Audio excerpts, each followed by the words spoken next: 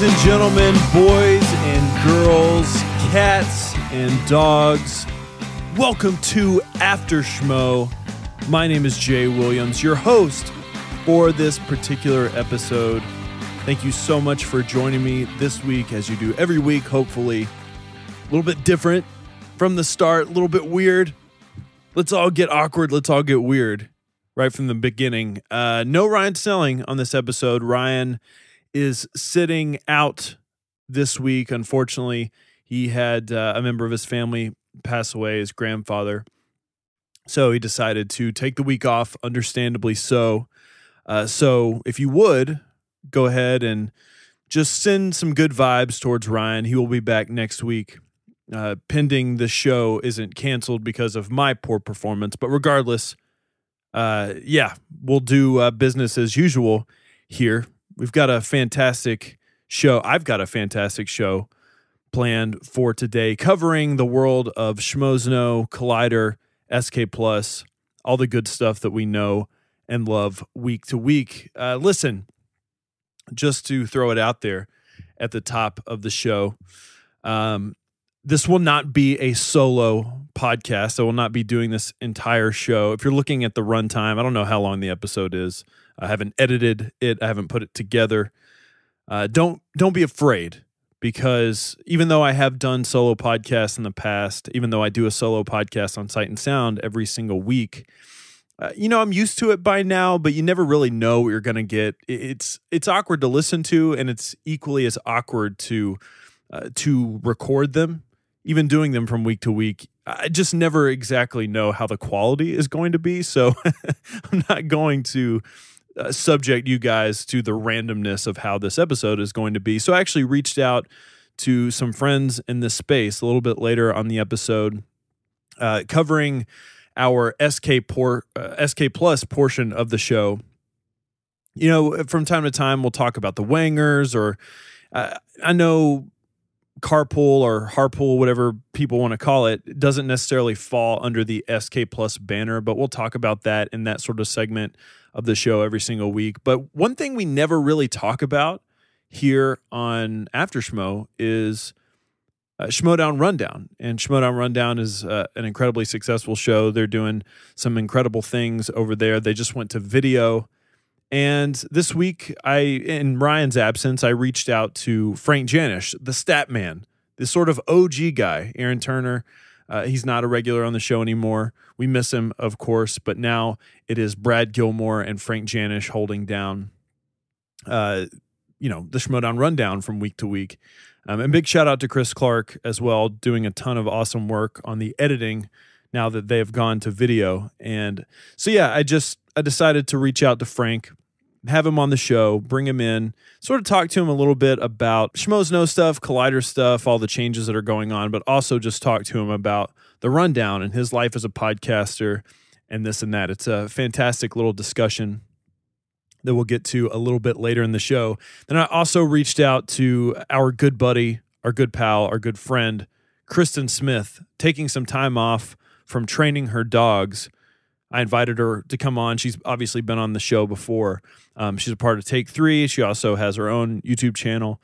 Fantastic person. One of my favorite people in this whole space. I've invited her on to come and talk a little bit about the changes going on at Collider as well. Schmoes stuff, Harloff and Ellis, potentially the live show coming back. We're going to talk about that towards the end of the show as well. But here at the top, I just want to sort of give my, thoughts, opinions on Collider this week, things going on, sort of have my say here at the top of the show. First of all, before I do get into that, I want to give a big shout out and a big thank you to everybody that's listening to this and people who continue to listen to this show from week to week. Ryan and I have a blast doing it. I've said it before. It's arguably one of my favorite podcasts to do every single week, just because I just have a lot of fun. And, we've spent a lot of time sort of talking about the negativity in the space and the fan community and the movie fandom community. And, that exists and it's always going to exist, I think. And I think if we're sort of being critical about ourselves, we don't highlight the positivity enough. We don't highlight the good, the good people out there listening, because the voices of people who are negative, and it's okay to be critical. Of course it is. We can be critical here on this show, even though from time to time we're called shills, but we're also known as the people that talk shit. But yeah, we still have a show on SK Plus. I don't know, whatever. Sometimes those voices, the negative voices, they're just the louder voices, and that's unfortunate. But last week, I sort of issued a call to arms, a call to action, if you will, to people who don't usually comment on the show on YouTube, because even though obviously we're distributed on the podcast feed and this and that, we're not privy to the numbers. We're not privy to people that actually listen from week to week. So the only thing that we can really see, most of our communication, our interaction with After Schmoe listeners are done through the YouTube comments. And you get kind of a mixed bag. You get sort of a group of individuals that comment every week and this and that, and I love that. But I issued sort of a call to action that if you have even if you have never commented before, even if you have commented before, I just wanted people to comment on the episode, say hey. Even if it's your first time, even if you have no desire to continue to comment, I just wanted to hear from people. And you guys absolutely crushed it. I mean, I had sort of forgotten that I did that at the top of the show, but it was crazy because the episode was uploaded, and I went back and I checked the comments, like, I don't know, maybe 30 minutes after it was uploaded, and we had more comments in the first like 30 minutes to an hour of the episode being up than we typically do for it being up an entire week. So I really do appreciate that. And it was very humbling and very exciting. And, there were so many comments that I couldn't reply to every single person. And I sort of said to myself that I wanted to do it here on air. And I'm sure Ryan echoes this sentiment as well. And I'm sure he'll mention it next week. But it was so refreshing to just get all of these people commenting and appreciating the work that we put in from week to week. It was really, really cool. So thank you guys so much, guys and gals and girls and boys and cats and dogs. I really do appreciate it. Ryan appreciates it. It was so amazing. And you guys absolutely killed that episode, and killed in a good way. You killed it. So thank you for doing that, and keep getting in touch with us. Keep talking to us from week to week. But I do have to take a drink of water already. One tip, if you are solo podcasting or, shooting a YouTube video or a Facebook Live video from your car, always have something to drink, because your mouth goes dry. You sort of get sick hearing yourself talk for however long you're going to be doing this. But let's talk a little bit about Collider and Schmoes Know stuff that I've sort of noticed this week.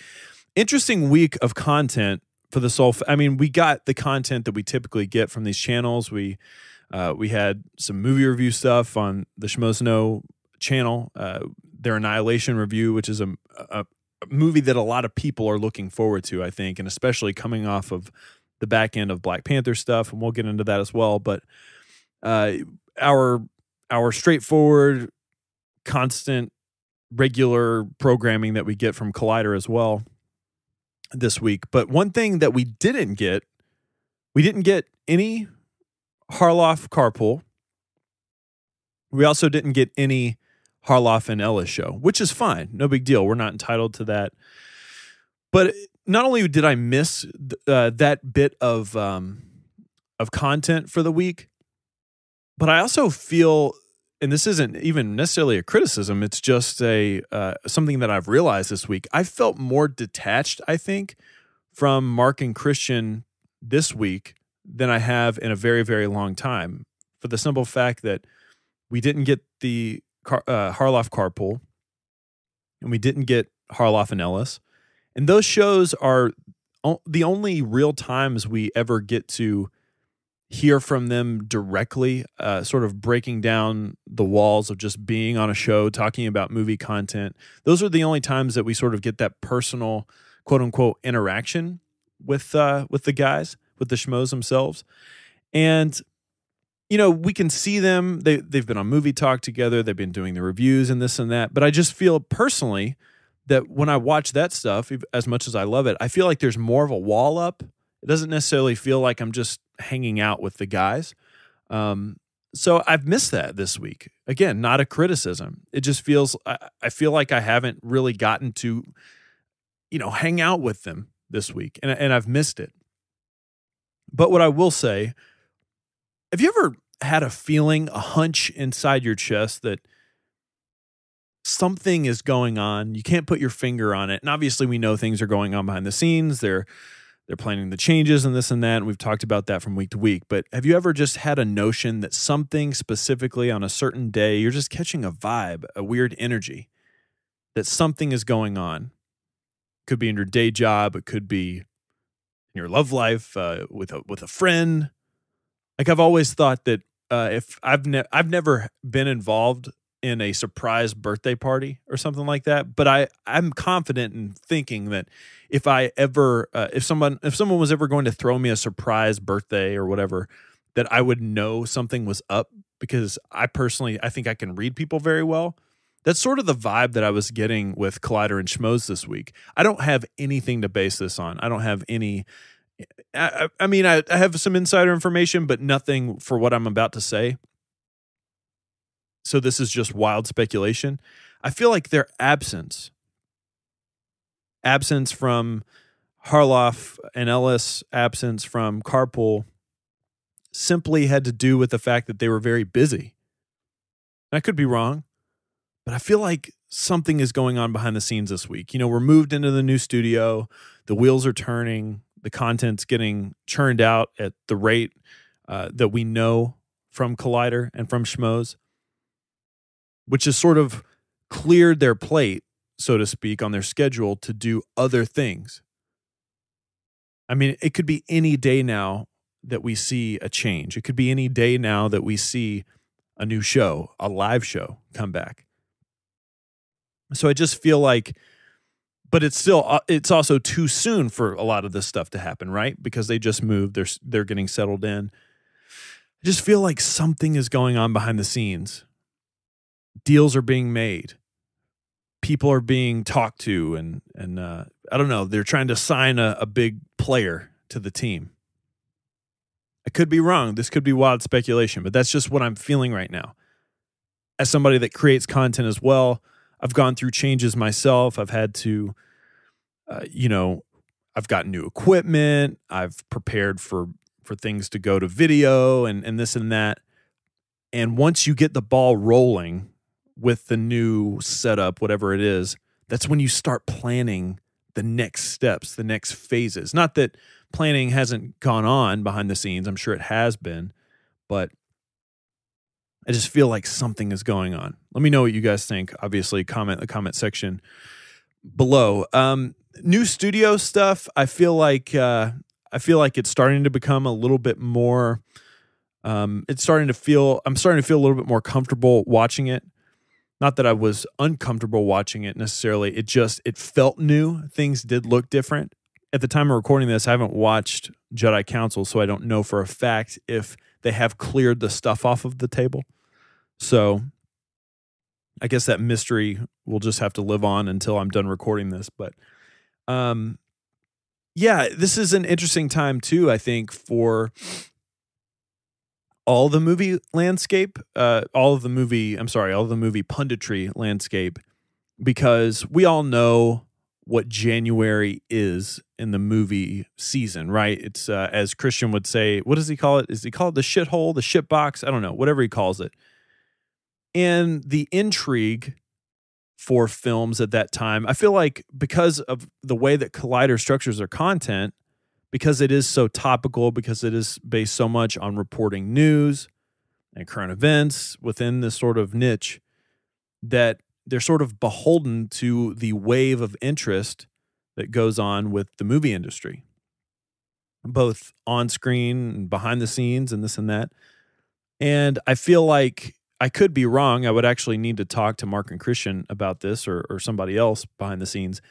But I just feel like it's sort of it's sort of like a barren land. Like it's sort of like an unknown land going throughout January. I'm sure that Black Panther, because not only because it was a movie with a lot of hype and it meant a lot to a lot of people. It's a comic book movie. It's an MCU movie. I'm sure that the entire industry was sort of looking at Black Panther as the first big game, so to speak, on the schedule. And now, this is an interesting year for movies in general, because you have Black Panther. Then the following week, I mean, they spent a lot of this week, and I knew this was going to be the case because we had to cover it on Sight and Sound, but the fallout of Black Panther, the reviews, the reactions, what the community was saying, and then the box office hit. I mean, that was such big news and something to discuss. And then you have the future and this and that. And then right on the back of the Black Panther sort of pop that came up within the last couple of weeks, we have Annihilation to look forward to, which, even though it's probably not going to be anywhere near as big as Black Panther, especially for crossover audiences, for the movie community, it is a very, very important time, in my opinion, to pay attention to something like Annihilation. Obviously, I think it's something that a lot of people were looking forward to. So I think for Collider and for Schmoes, this is a very, very important time, right? I mean, this is a season where people's interest and intrigue is being piqued. And I think it's a prime sort of season to grab the attention of new viewers, for viewers that maybe haven't quite gotten into the swing of things, of tuning in. You know, maybe they don't watch every single week. Maybe it's a great time for them to sort of get back into it. Then we have like a whole section of time when we're just getting hit over the head. Big blockbuster film after big blockbuster film after big blockbuster film. I think it's like Avengers Infinity War, is it Solo and Deadpool? I can't remember the order exactly, but I just feel like because of the way that Collider currently structures their content, that time is so important. Which sort of brings me to another thing. It's something that we've talked a lot about here on After Schmoe.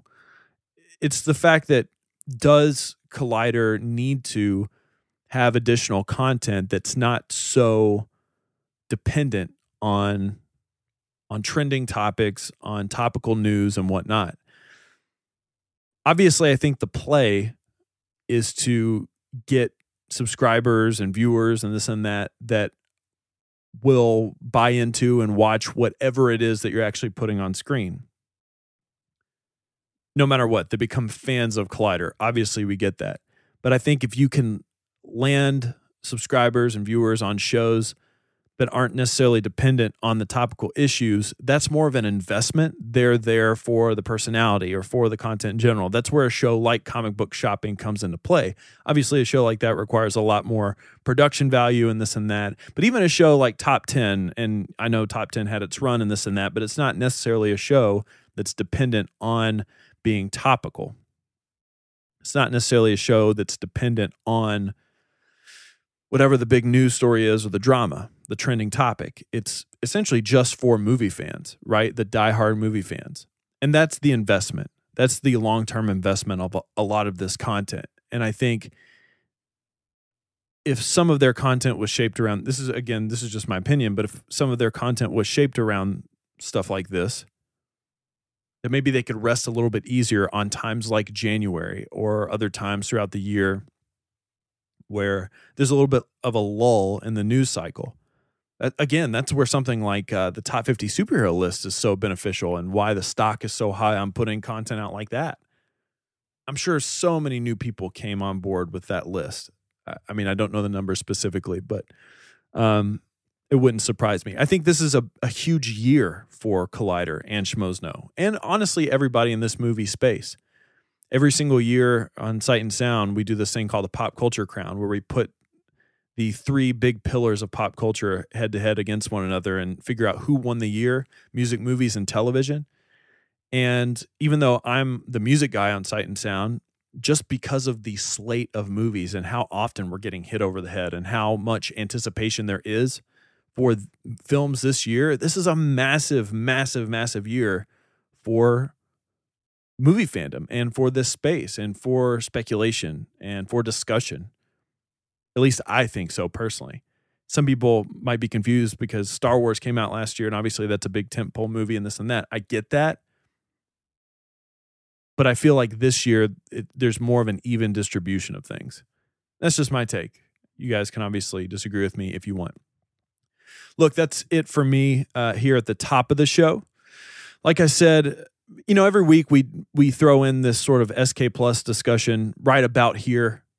I don't know if it's ever been thrown out there, but I think the structure that we typically go by, it's like open the show, talk about some SK Plus stuff, get into some Collider discussion, and then end with Harloff and Ellis, and or the live show, whatever the case may be. And that's sort of the structure of this show as well. But like I said, instead of covering a lot of the stuff that's going on in SK Plus sort of more generally because it's just me talking, I did invite Frank Janisch, the stat man himself, to come on to After Schmoe and discuss his career thus far with the Schmoedown and the Schmoedown Rundown. He's an award-winning podcaster. Frank Janisch joins me.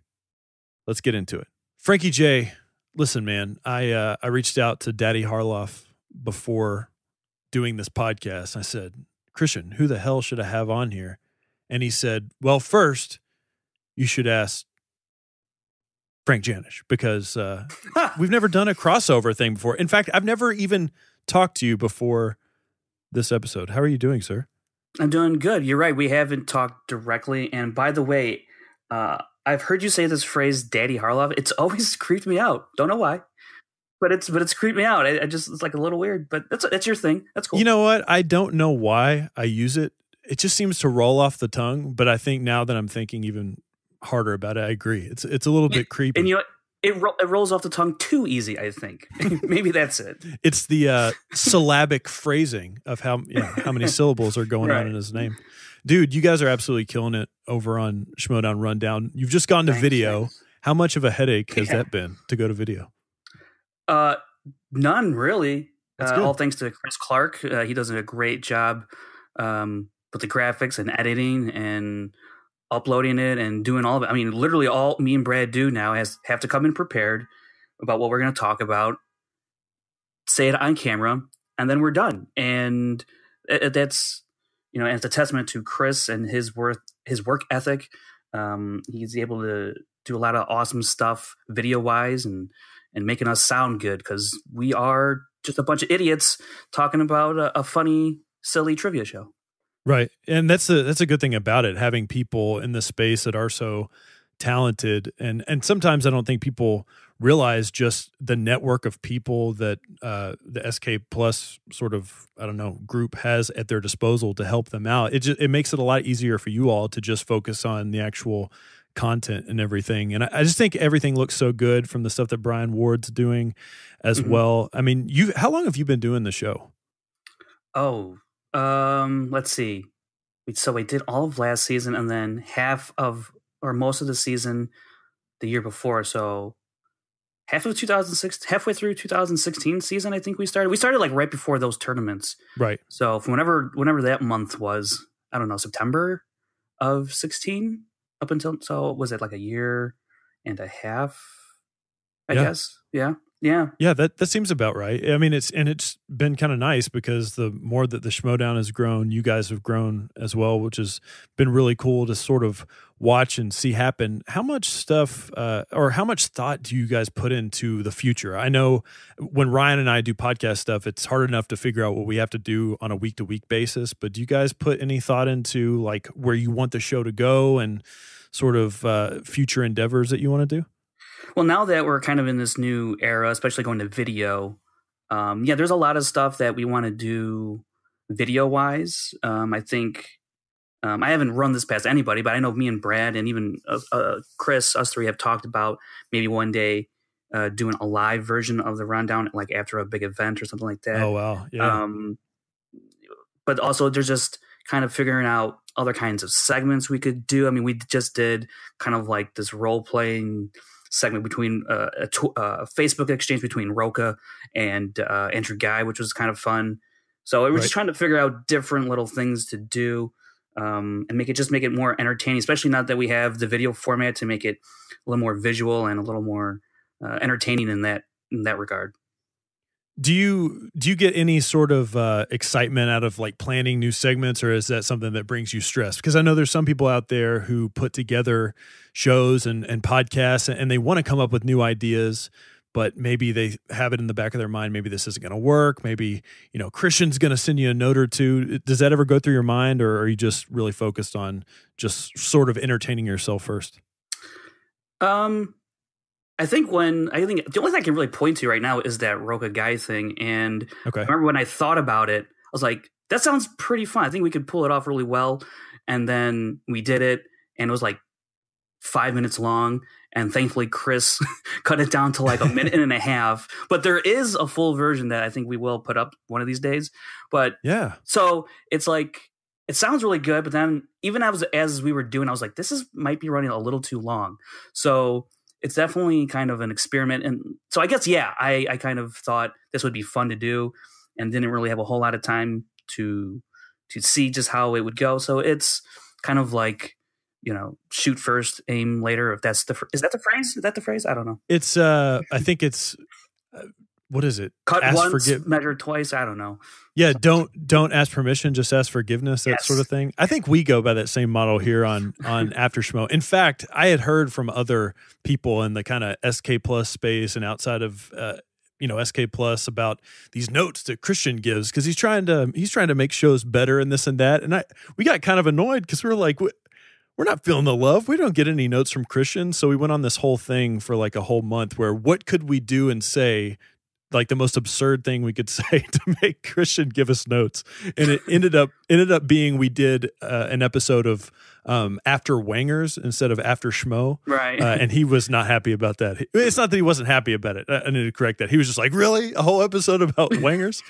and then I caught him. I know he's listening to this right now, but I'm going to call him out because he said, well, actually, I only listened to the first half of it. Did you change it up afterwards? I was like, yes, come on, man. You got to stick around for the whole show. But what's sort of the creative process about coming up with new stuff like that? Do you just sort of come up with the idea and maybe bounce it off Brad and Chris, or are you doing things kind of on the fly? I think it's a little bit of both. I just, if I just happened to perusing the MTS Facebook page and I saw this exchange and I thought it would just be fun to reenact. So it just kind of hit me there. I wasn't looking for it. It just kind of came to me in that moment. So I brought up to Brad. I was like, hey, what if we did this? And I sent him like a couple screenshots. He's like, dude, that sounds awesome. Sounds fun. Let's try it out. And I was like, all right, let's do it. So, yeah, we're kind of, I don't know if we're going to do more stuff of that, but I know we want to emphasize more fan interaction. We started reading fan tweets about responses to the matches, and right. And that's been fun. And so just more fan-centered shows, because we've had, as guests, more fans. We haven't had any competitors on yet, aside from Taylor, who was on last week, who will be competing pretty soon. So I think it's just kind of a more fan-centered show for the most part. But I mean, that doesn't mean we're not going to have competitors on. But because we are fans first and foremost. That's how we started the show. That's how we came to love the Schmoedown. So I kind of want to play with that this year, because without the fans, the Schmoedown can't really grow. Aside from financial matters, but with the more fans we get involved and those fans get excited, and hopefully it spreads, kind of like a Ponzi scheme, so. Yeah, you guys are setting up your own little pyramid scheme over there. Yeah. I'll pitch it for you guys. It's kind of funny too, because that's sort of in the brand, in the spirit of just Schmoes stuff in general, right? So even before I came into this space and I knew what Ryan was sort of being involved with, the fact that they had this whole Schmoeville group and it was so interactive, I mean, I still say it to this day. I think it's incredibly unique that they have that. And I think it's fantastic that they've sort of let quote unquote fans sort of do this extra content to help support it. And I feel like fans feel like they're even more invested in what's going on with everything. So I think that's really cool too. In terms of stuff outside of Schmoedown, what do you follow throughout Collider and Schmoes from week to week? Do you have a favorite show in particular? Oh, I'm a big Star Wars fan, so I definitely tune into Jedi Council a lot. I'll tune into. Did you think they had too much stuff on the disc on the last episode of Jedi Council? I haven't seen the last episode yet. So, oh my gosh, you've got to watch it because is there a lot of stuff on there? Oh yeah, we had this whole joke. Just go and look at the thumbnail of last week's After Schmoe. It was, we were sort of just cracking jokes and busting balls and whatnot. But there was like, they've got these new cameras set up, so the angles of everything is just, even though it's the same background and the set is essentially the same in this new studio, the camera positioning, it's a little bit different. And when you watch something every single week, you get used to seeing things the same way. So the way they were shooting Jedi Council, it was a 3-person table, and they had all of their sort of Star Wars memorabilia just piled up on the table, but they kind of went overboard. So my favorite thing about it is that at one point they got it set up just right. They were confident in it, and they hit play or record or whatever on the episode. But the first time the camera cuts across, you see somebody's hand reach in and start to move things out of the frame. It's like it's like when they said action, somebody said, "Oh no, we fucked up." They just started getting rid of stuff. So you got to go back and watch it because it is funny. But so you are a Jedi Council fan. How long have you watched Collider and Schmoes stuff? So I happened to come upon Collider right around the time The Force Awakens was coming out. And I was on YouTube, and because I was excited about The Force Awakens coming out. And I saw this video titled Jedi Council, something, whatever, I was like, I don't know, what is this thing? So I tune in and I check it out. And I'm like, well, I like these guys. It's not bad, So I watched them for a couple of weeks and then moved over to Movie Talk. And then they started talking about the Schmoes No live shows coming back, and I was like, what the hell is that? So then I went back and looked at like their back catalog of episodes, and like, these guys are pretty funny and entertaining. They talk about movies. And then they started promoting the Schmoedowns coming back, and I was like, okay, what the hell is that now? So I went back and looked at all those previous matches from 2014. And ever since then, it's just been all Schmoe, all Collider, all the time. There you go. Yeah. Especially when you're kind of doing this whole side hustle thing that you've got going on. I want to talk a little bit about that in a second, just your whole trajectory of podcasting. But what was when you tuned in to the live show for the first time, was it difficult for you? Because I always saw, I remember the first time I got into it, I was like, who are all these people? Things are going crazy. I mean, that's what we know and love of the live show now, just that it's completely unpredictable. But did you find it a little bit difficult to get into when you first started watching it? I don't know. You can speak freely. No, we speak freely here. Honestly, I can't really remember. I just thought it definitely didn't look like the past episodes I had checked out to see what the show was like, because at that time that set was very barren. They were just starting things up again, and so it didn't have kind of its flavor, if you will. But as time went on, they got some pretty rowdy episodes, and and then from there. So I don't know if it was difficult to tune in. It was just it's something different, but I liked Mark and Christian, so that's why I tuned in, so. Yeah, for sure. And it's sort of funny too, because there was this whole time period, especially when Christian took the time off and Mark was sort of helming the live show for a very long period of time. I think we saw a lot of people commenting and sort of not necessarily complaining, but just commenting on the fact that, man, we don't get a lot of Mark and Christian now on the show. And now that we only have Mark and Christian on the show, it seems like we have more people complaining. But so it's very strange. But we'll get over that. We'll get over that hump. Did you like the whole idea of them doing a little bit more of an intimate type of show with Harloff and Ellis when they sort of brought that whole thing up? Yeah, I like that idea. I mean, of course, I like the whole gang together, but I do like the vibe and the flow that Mark and Christian have, and I appreciate the conversations that they've had so far. They've been really good in my opinion. So, I mean, I don't have a problem with it, and I know that there are plans to have the live show back. So, I'm just, I'm not one of these super impatient people. So, however they go about it, I'm on board. Do you think there's anything, I brought this up on a past episode, and listen, I try to put myself on the mindset of just casual everyday fans because we see things from a weird perspective, the both of us, because we do additional content that's centered around all of this stuff. Maybe we have to think about things a little bit more analytically or critically or whatever the case may be.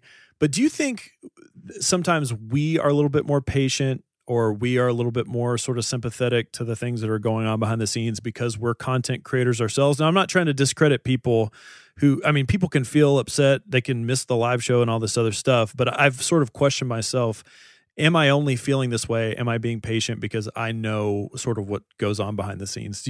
Can you relate to that at all? Yeah, I think there's some truth to that for sure. But I think, I don't know, I think just my personality is I'm patient in general. Are you pretty laid back? You seem pretty laid back. Yeah, I mean, for the most part, I am. It takes a lot to get me riled up, and so like, and with everything, all the changes going on with Collider and Schmoes and all that stuff, I'm just like, they're doing what they feel like they got to do, and I'm still going to tune in. And if I don't like it, well, sorry, I don't like it. There's nothing. Right. That's the way it's going to go, and I can't. It's not like I'm going to be like, hey, go back to this way. It's like, sure, I could, yearn for years past, but they're going to do what they feel is best, and if I like it, I'll tune in, and if I don't, and then I'll start a Twitter account or something.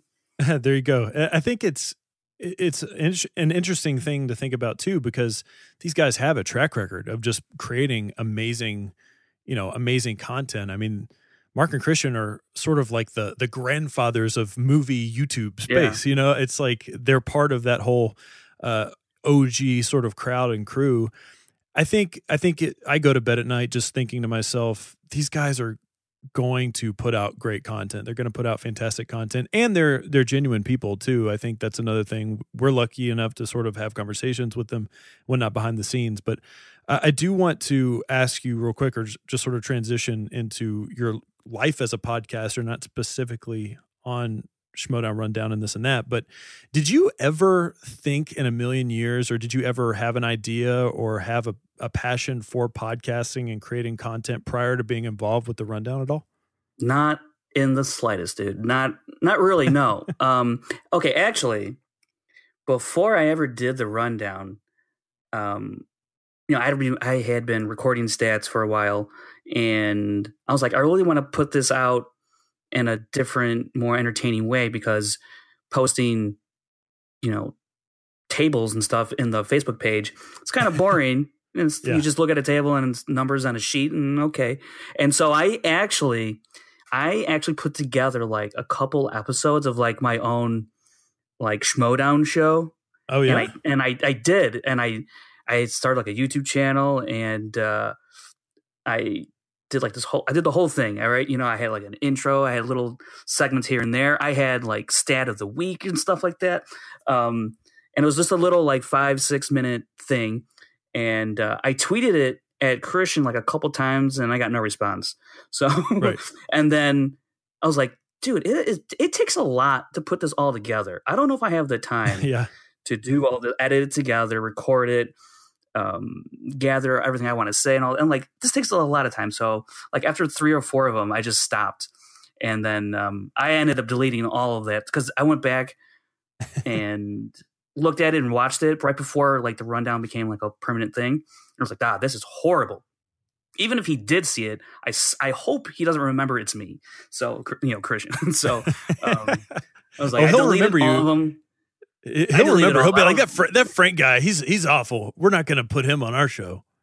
Because you know what? I remember there was one episode I did where he, it was on the Facebook page, and it's a couple months or a few weeks, whatever it was, and he had commented on one of them, Statman. So I screen capped it and I put it in my episode as Statman, like from Christian Harlov. It was like a real quick snippet thing. And I was like, maybe if he saw it, then he'd, no, but nah, it's okay. It's better off dead. That's funny. I mean, it's my joke is always the best way for Christian Harloff to like you is for him to have a terrible first impression of you. Because his first impression of me was that I was a cocky prick, which is legitimately the antithesis of my personality. Like, I try to be as kind to people as possible. But when Ryan sort of vouched for me to come onto the show, he was like, I don't like that guy. He's a cocky prick. But we ended up pulling enough strings to make it happen, and the rest is sort of history. But I find that fascinating, and I enjoy the fact that you had something that you were passionate about, that you enjoyed doing week to week, and you said to yourself, how can I make this something more? Yeah. I feel like that's something that people miss out on sometimes. It's like, maybe playing video games is your hobby and that's your passion, that's something you like to do, or maybe, I don't know, maybe it's building Legos. But so many people don't really take that and say, what else can I do with it? It just sort of sits in that hobby box. But you actually, went after it and tried to do something with it. I think that's admirable in terms of the actual podcast stuff and getting into all that. I feel like people, they get bit with this bug.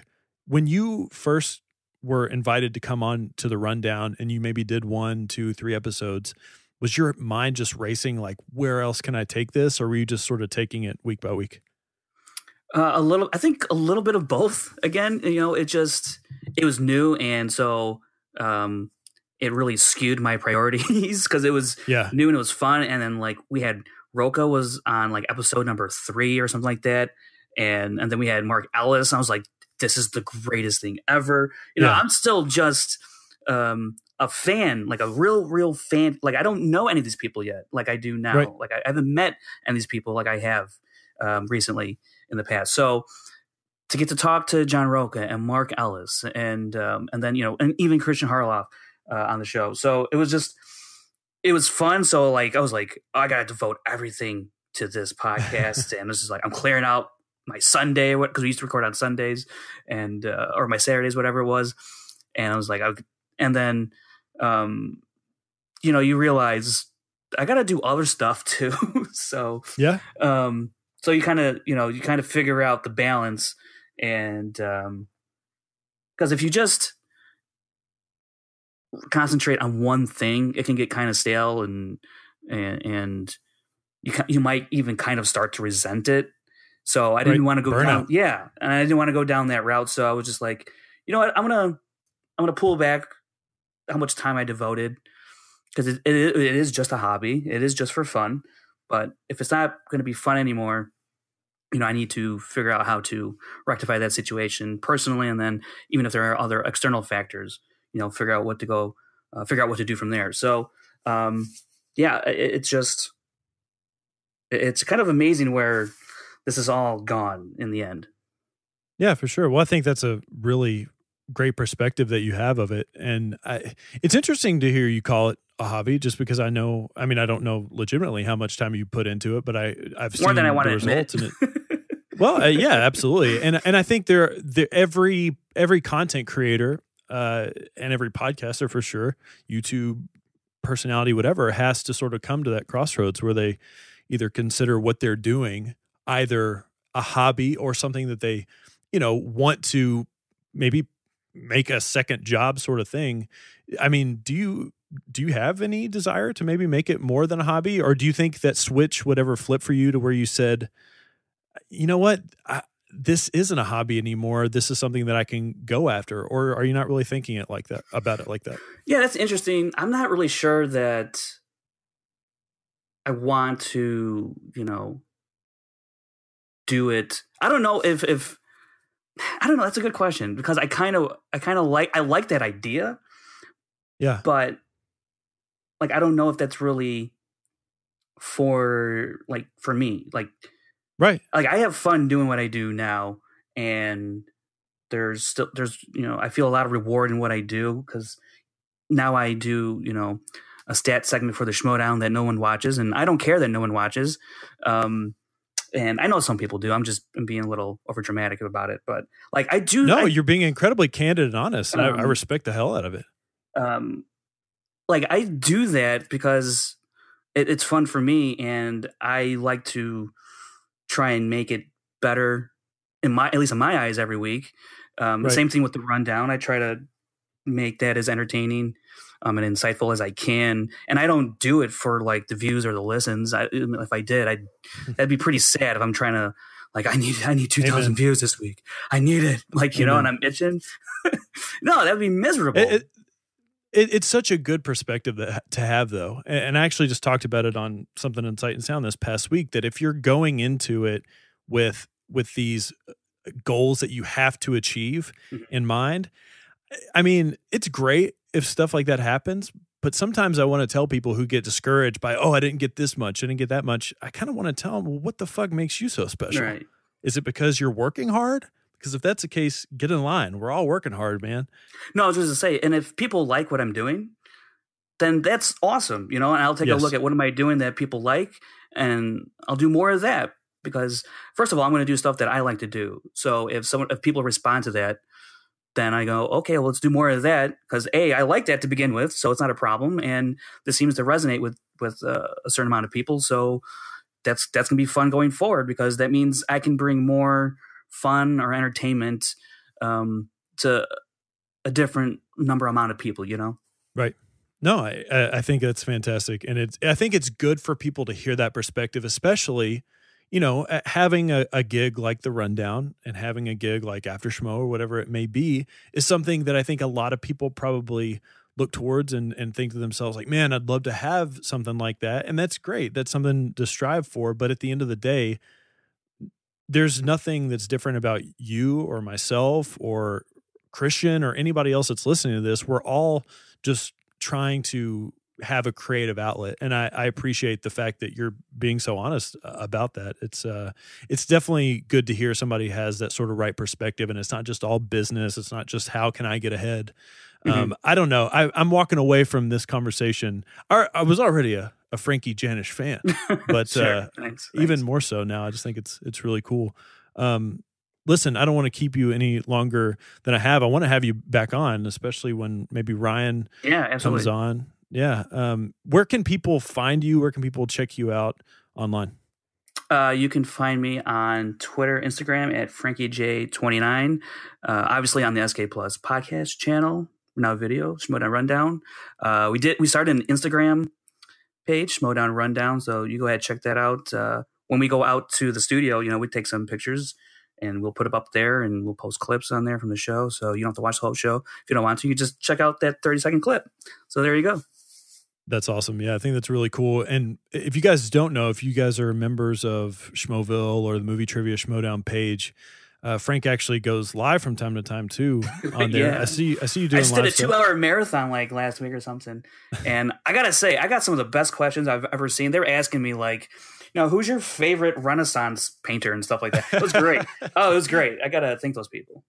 That's awesome. I always say that one of my dream podcast gigs is to be able to like sustain my life off of doing a show about nothing, which is, and I don't mean this in any sort of disrespect. I think that's what the Wangers are going towards, and I love it. I think it's fantastic that they can just show up and do whatever the hell they want.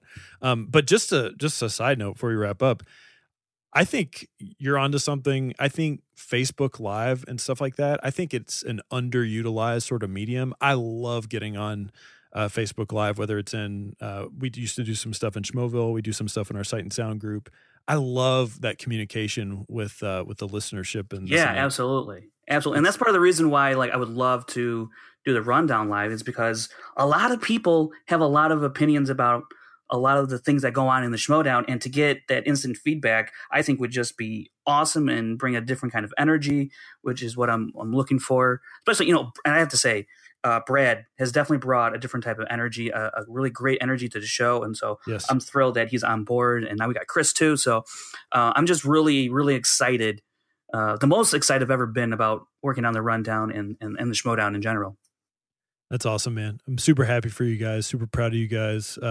Part of the SK Plus family.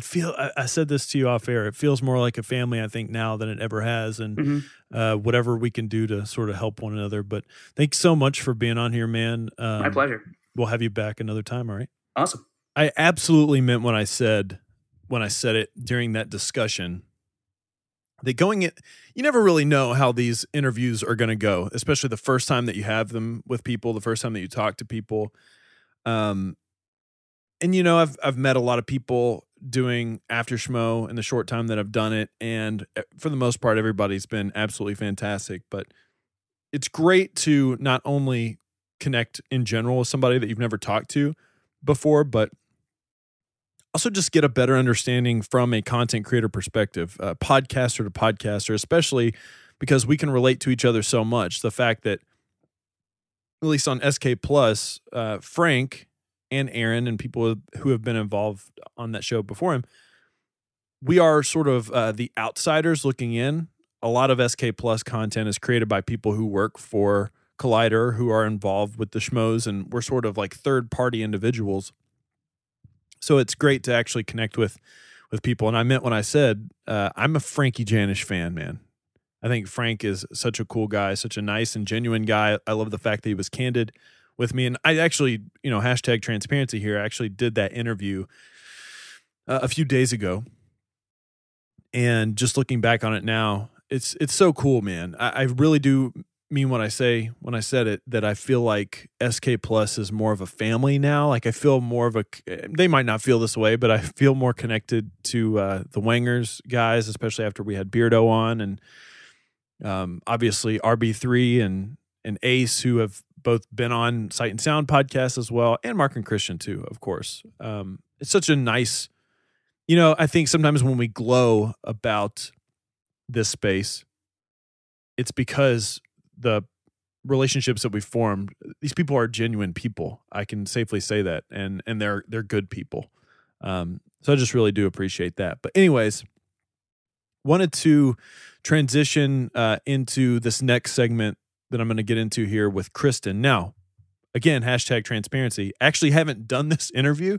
I'm going to be doing it a little bit later tonight when I'm recording this. I'm recording this on a Thursday evening. It's 7:00. And hopefully it goes well. Hopefully it goes off without a hitch. Listen, I'm excited about the potential of the live show coming back. I don't know in what shape and fashion it's going to be in. I don't know how different it's going to be, how different it's going to feel if and when it does come back. But I'm excited for it. I'm excited for the live show to potentially run alongside Harloff and Ellis. I mean, I believe when they say that one of the reasons they started Harloff and Ellis is because they just wanted to do a show together, and I think they enjoy doing it. I love it. In fact, I'd love more. I'd love longer episodes. That's just me personally.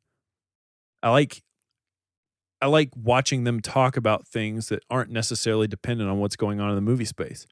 I think they enjoy it. I think it's cathartic for them. I can understand that. I can totally get that. There's times when I get sick of talking about pop culture stuff on Sight and Sound, but I'm excited to see what happens, and I think you guys should be excited too. For whatever happens, obviously. A lot of other cool stuff going on with Collider as well before I get into this. They did that special movie talk episode with the costume designer of Black Panther, which I think is really cool. It seems like a lot of these opportunities are starting to pop up a lot more frequently. We're coming off of the back of the Ryan Johnson sort of Q&A session that Frosty did, which I still think is absolutely fantastic. I'm curious to see what the future holds with that too, because I could be wrong. I know they've had guests on in the past. I know and also the Bruce Campbell stuff. I know they've had guests on in the past. I know they do some special events and this and that from time to time, but it feels like it's been more frequent. I don't know if anybody else feels that way, but it feels like it's been more frequent as of late. So I'm excited to see what comes of that in the future as well. But yeah, make sure you guys are paying attention to all the cool stuff that's going on. I do think that as a channel, they've gotten better at cross-promoting different things that are going on.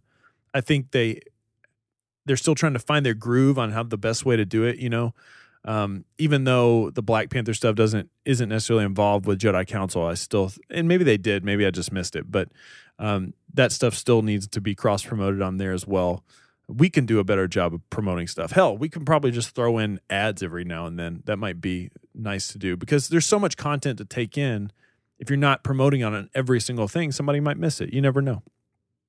But listen, before we get into this discussion with Kristen Smith, I do want to take this time because I'm probably just going to end the show in that interview. I just want to take some time to sort of promote some stuff that Ryan and I have got going on. As always, we're covering everything in pop culture, music, movies, and television on Sight and Sound. Make sure you're subscribing to our YouTube channel. Make sure you're checking that out. We have merchandise for sale, sightsoundpod.com. If you're interested in supporting the show, every t-shirt you buy goes back into not only supporting what Ryan and I are doing at Sight and Sound, but you're also essentially making After Schmoe a better show as well. A lot of great content we've got coming up on Sight and Sound. I have a brand new show that I'm launching on Sight and Sound called More Than Music. If you are interested in music at all, then it's obviously going to be a show for you. And if you're not interested in music, I think you're still going to enjoy it. Listen, I'm a music fan because I love I like songs, I like records, but I like a lot of the quote unquote mythology that happens outside of music, the sort of deep dives that you can go on, sort of learning about how an album was made, how a song was written. I'm obsessed with doing that research, so I decided to make a show about it. It is our first scripted show that we've ever put out. We've got 4 episodes coming, 1 a month for the next 4 months. So make sure you're subscribed to the Sight and Sound feed. You will get that delivered right to your podcast listening device on whatever podcast subscription service you use. It's also available, or it will be available on our YouTube channel. So make sure you check that out. That's all I've got right now for me being solo here, me talking solo. I love Kristen Smith. She is one of the coolest people, one of the first people I think I ever talked to when I sort of jumped into this After Schmoe stuff, outside of a few people that are in our Facebook group, like Luke Jaggers and this and that. But Kristen is amazing. Every time she's come on to After Schmoe or a Sight and Sound thing, she's absolutely killed it. I can't wait to talk to her, break down some more Collider and Schmoes stuff. Let's get into my discussion with Kristen Smith from Take 3 and her YouTube channel, The Film Smith. Kristen Smith, I appreciate you for joining me. I have 2 things I need to get off my chest before we get started with this. Is that cool with you? I don't know. It depends on what they are. Why don't you say what they are and then I'll let you know. Okay. Well, one is just me being relatively self-deprecating. I just need to let people know that when we were setting this whole interview, is it an interview? I don't know if it's an interview. If you've been on before. I think we're just like chatting. Are we friends? Are we still doing that fake feud thing, or are we past that? There's no fake feud. Listen, okay. If I invite you to a Starbucks and I get to push your dog over, then it's all good. But no, before this, we were trying to coordinate doing this whole thing, and I'm gonna be honest. I know where you live, like not in a creepy way. I know what state you live in.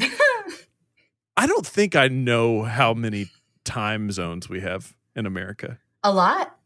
I mean, 5? Is it 5? 4? Is it too many? Too many, sure. 4. Indiana 5? Indiana they don't even believe in that stuff. It's like, I don't know. They don't believe that it exists. Did you know that Indiana doesn't have a time zone? I don't know. Indiana's weird. Indianapolis is okay, I guess. All right, let's talk about Schmoes stuff. There was no Harloff and Ellis episode, and I said this off air in something that I recorded that you will not have heard, but I sort of said that this week not having a carpool thing. First of all, do you watch Carpool when it comes on? Oh, yeah. I mean, not when it comes on because I'm at work, and okay. Sometimes he doesn't stop me. Yeah, well, sometimes he starts recording when I'm in a meeting or when I want to go get lunch. And so, yeah, he should definitely ask me when he's going to do it so I can make sure it works out with my schedule. Yeah, I get that. We didn't get Carpool at all this week. And we also didn't get Harloff and Ellis. I feel, and this isn't a criticism, but I feel more detached from Mark and Christian this week, even though they've been on Movie Talk and they've done reviews and this and that. I feel like that's my personal hangout time with them. And I just haven't gotten that. Do you get that sense? Well, yeah. I mean, it's cool seeing them on Movie Talk and everything. And I like still getting to hear what they have to say. But it's like structured, and it's not like getting to actually like hear about them and what they're doing and life and everything.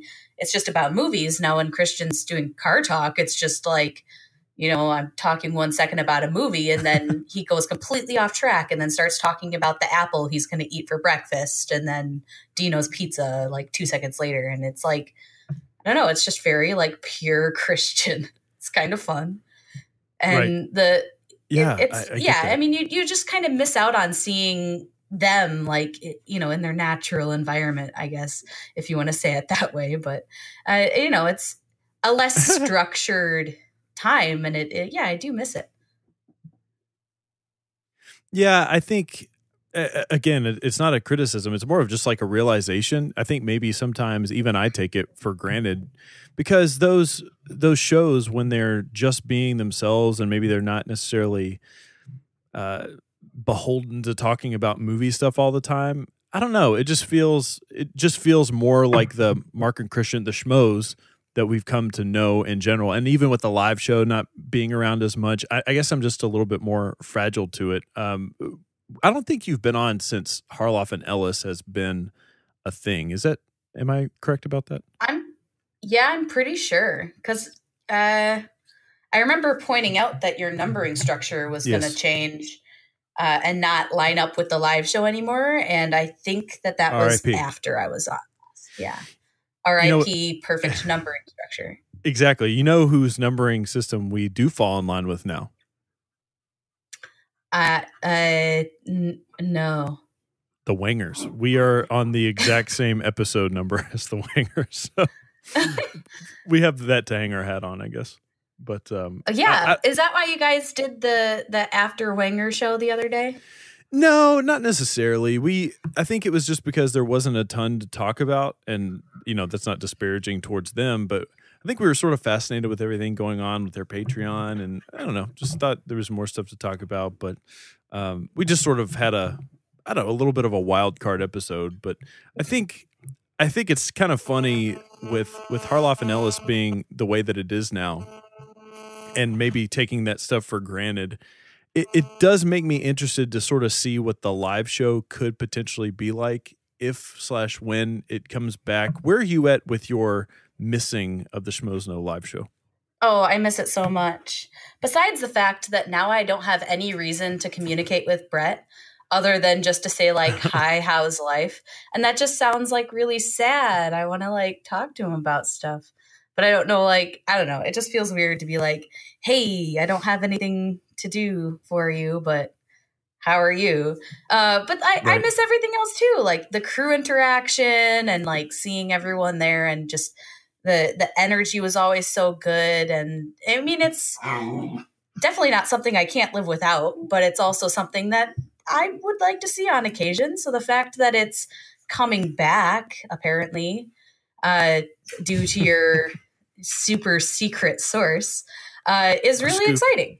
Cal, another person that we haven't gotten on anything lately. My speculation, the thing I want to speculate about now, are dogs allowed in the new studio? What do you think?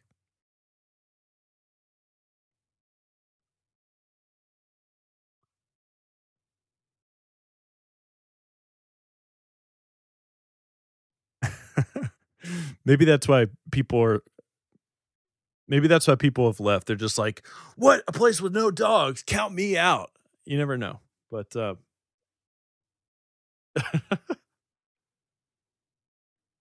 that's fair. Yeah, I do love a dog-friendly zone as long as they shut the hell up. I don't think that's ever happened. Has a dog like gone crazy while they've done movie talk or anything like that? Can you think of anything? So there was one time during the Schmoes live show where Mark was at the table and like Cal came over behind him and was like sitting on some cables or something and like unplugged the sound. I'm not making this up, right? That it happens in real life.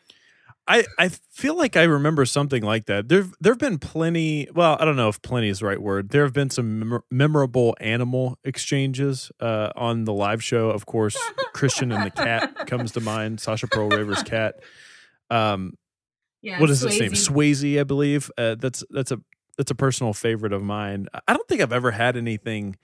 The only crazy animal situation I've ever had in the middle of recording something, was on Sight and Sound. My girlfriend ran in and just said that the dog had like shit everywhere, like in the middle of us recording. I think I took it out, and I'm kind of bummed that I took it out.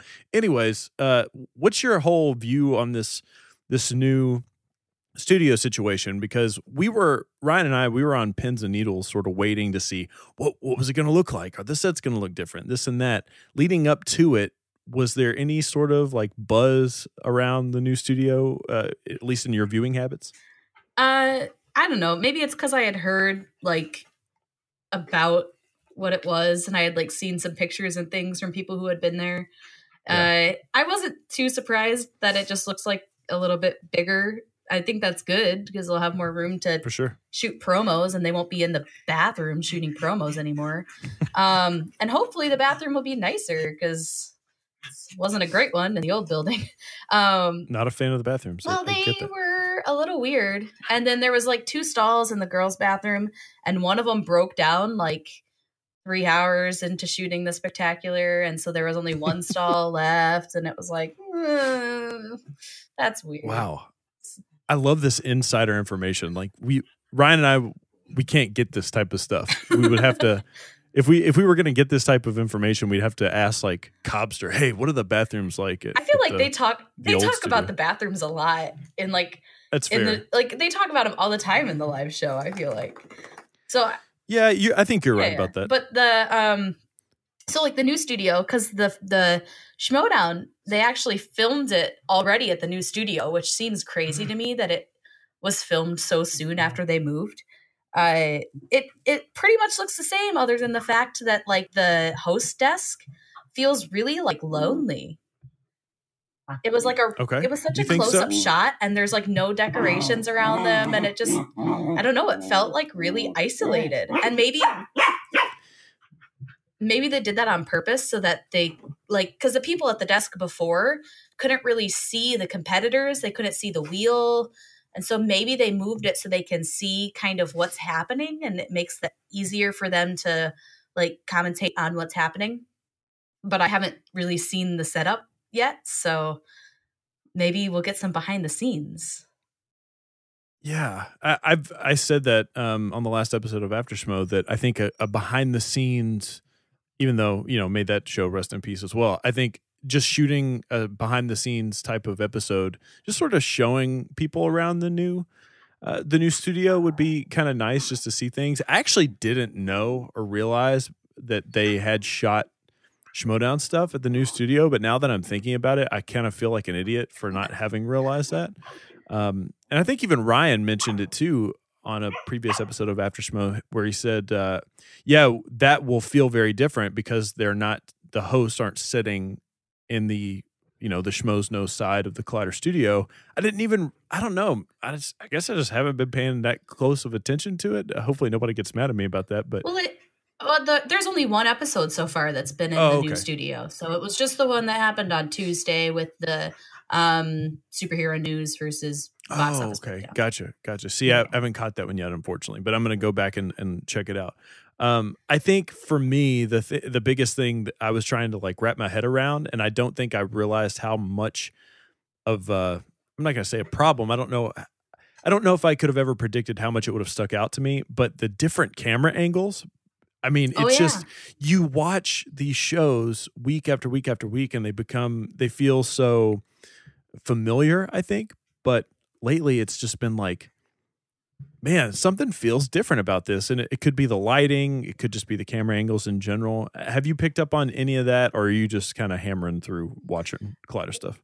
Well, I mean, I watch Movie Talk while I'm at work, and so I don't actually have the screen up. Like, I have the video playing, but it's usually behind my email. And so I actually like haven't seen anything in the new studio. Okay. I feel like, because I listen to mostly everything that they do, just because of when I watch it. The only thing I will say is, like, I know you guys talked about last week the sound quality, and there's like a bit of an echo, and that actually was something that Roka talked about in, I want to say it wasn't the Top 10 show, so maybe it was Thunderdome. Him and Matt like said sorry about the noise because they haven't put the carpet in yet. So there's the sound is just not like being absorbed into anything because there's no carpet. So I guess that'll get fixed, or it already is fixed. I haven't really heard too much of it, so I don't know. Interesting. Yeah. See, this is all fantastic content coming from Kristen Smith here. I really do appreciate your insight. This is what happens when you listen to just everything that they put out. you it's know making all the stuff. Ryan and I legitimately look terrible. You're making us look awful now. Anyways, no, I'm just kidding. I legitimately value it.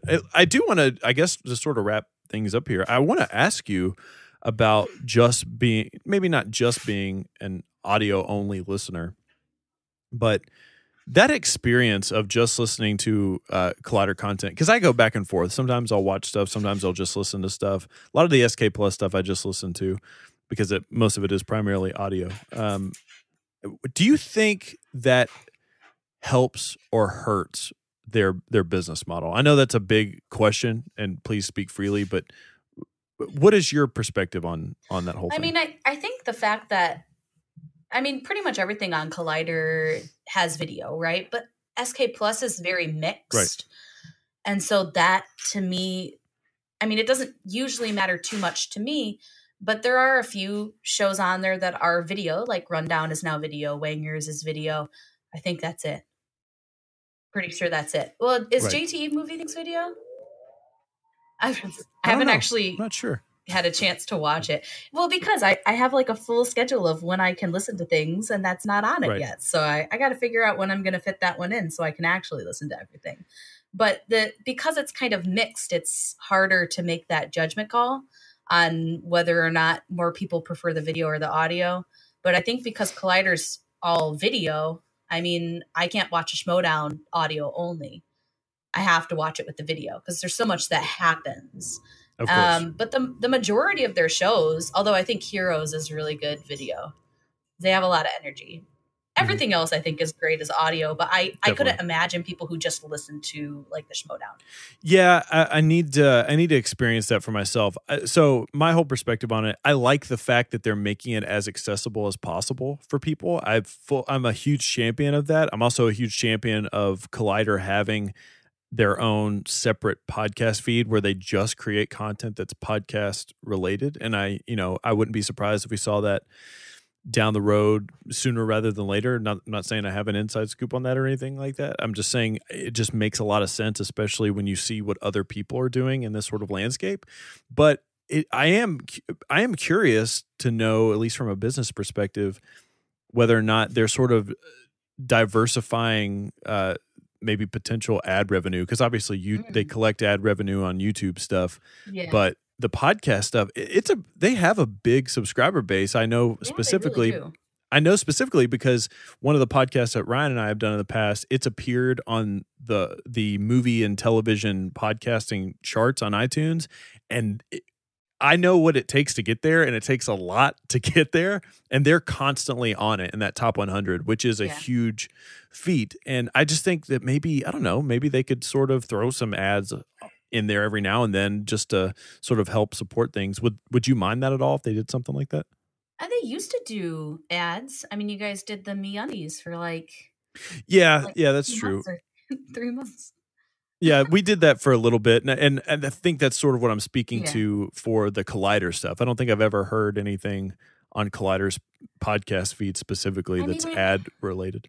The Schmoedown had a couple ads, but they haven't really gotten too much into that. And then I think the Collider ad stuff is more just they'll put it in the banner or something. But that's, I personally wouldn't mind it just because it's free entertainment, and any way I can get more of that, because I do value it a lot. And I listen to everything because I find my current, life at work to be incredibly boring, and anything that can help me break up that monotony is kind of like the best thing in the whole world. So any way I can get more of that, I'm perfectly happy with. And an ad that I have to listen to for 30 seconds at the beginning of movie talk or something, that's not the end of the world.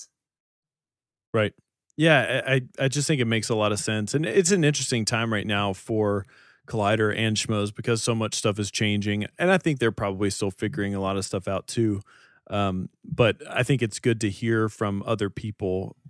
I don't think they should really worry about that. Like if it would turn some people off, because that's how you make money creating this content. Yeah. So I don't know. I appreciate everything that they've got going on, and I'm excited. I'm an excited Collider watcher. I'm an excited Schmoes No watcher, just because of the potential of things changing and new things coming down the pipe. Is there anything in particular that you're looking forward to moving forward? Obviously, I don't know what you're privy to, so I'm hoping that I'm not going to have to cut anything out. So there are some things that have been kind of going around Twitter and Facebook that have been kind of curious. I think one of them was Christian responded to someone on Twitter who was saying that the SK Plus feed was really crowded, and Christian kind of said something like, we're looking into it and new things are coming. And I'm like, what the heck does that mean? Because I don't want to lose any of the shows, because I listened to pretty much all of them. Well, this is clearly the last episode of After Schmoe. So goodbye, guys. Thanks for having me on for the last one. That was so long. I don't want anything to leave, like, especially because there's such a diversity of what is being talked about on the channel now. And like every show has its own feel. Every show is so different. I don't want to lose any of that, but I'm curious to see what that means. And I know, like you guys said, there's still stuff coming out that you heard about. I don't know when was that? Like November? Yeah, like three or 4 months ago. That like a real long time ago. That is still not out yet. And like there's a lot of stuff that's in the works. And I want to see another like top 50. Yes. I mean, I want to see, like, in October, I want to see a top 50 horror movies. And, I want to see a lot of it. I want to see top 50 animated. There's so much stuff they can do with that kind of thing. And the production value on it was so cool. And it's like the perfect thing to share because, one, it's short. And short videos on YouTube are super marketable. Yes. And you can watch them like all in a string, which is also really smart because that increases your view count and also the amount of people like actually clicking, because clicks are super important. And if people just keep clicking on the videos, that's huge for the algorithm. And I think that was really good for them. And especially if the algorithm shifts and changes to be something different than what it is now, I would assume they would shift more towards, I don't even know how they would shift it. Because right now it's based on kind of clicks and length of watch time. Mm-hmm. But I don't, and how often people visit. So if people keep watching every day. So I don't know. It'll be interesting to see how that all impacts. But I think that the more they can get on YouTube's algorithm and on the side of that, the better watching, like the actual view count will be, because it'll show up more on the home screen. It'll show up more in recommended videos. We need that kind of stuff because YouTube needs to start promoting this. It's all like super great content. I mean, guys, listen, Kristen Smith is spitting absolute fucking fire right now. Okay.